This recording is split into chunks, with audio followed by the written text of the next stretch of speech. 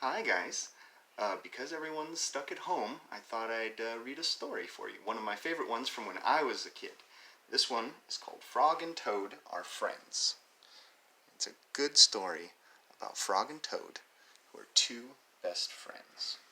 So we'll start with the first one now. This one is called Spring. Frog ran up the path to Toad's house. He knocked on the front door. There was no answer. "Toad, Toad," shouted Frog. "Wake up! It's spring!"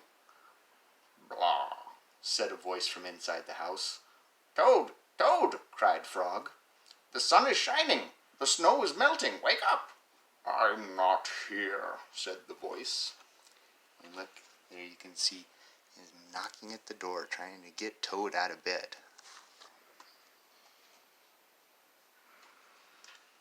Frog walked into the house. It was dark. All the shutters were closed. "Toad, where are you?" called Frog. "Go away," said the voice from a corner of the room. Toad was laying in bed. He had pulled all the covers over his head. Frog pushed Toad out of bed.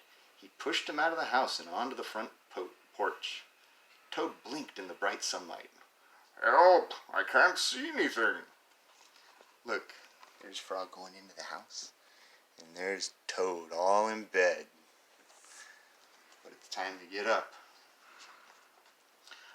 "Don't be silly," said Frog. "What you see is the clear, warm light of April.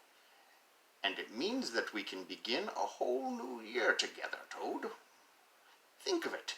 We will skip through the meadows, and run through the woods, and swim in the river.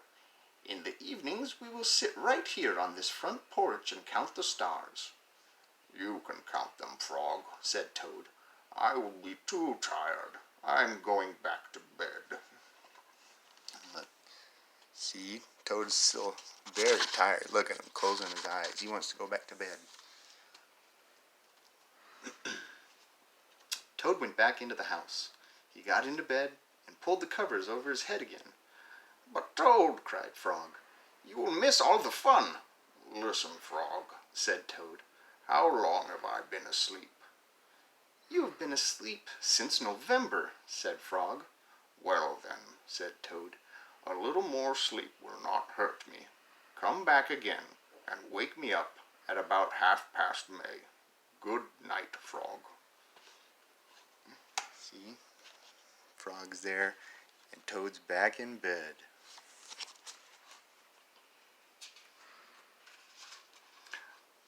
"But Toad," said Frog, "I will be lonely until then." Toad did not answer. He had fallen asleep. Frog looked at Toad's calendar. The November page was still on top. Frog tore off the November page. He tore off the December page, and the January page, and the February page, and then the March page. He came to the April page. Frog tore off the April page too. Look. He's tearing off all the days on the calendar.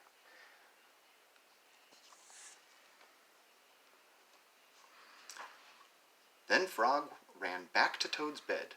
"Toad, Toad, wake up! It is May now." "What?" said Toad. "Can it be May so soon?" "Yes," said Frog. "Look at your calendar." Toad looked at the calendar.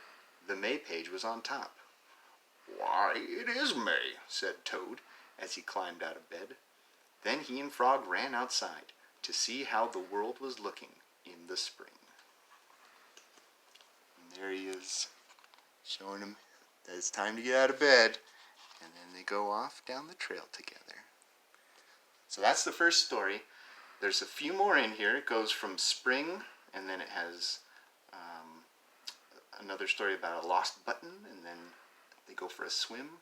Do all sorts of fun stuff. So we'll get to those other stories later, but for now, hope you enjoyed it, and we'll talk to you later.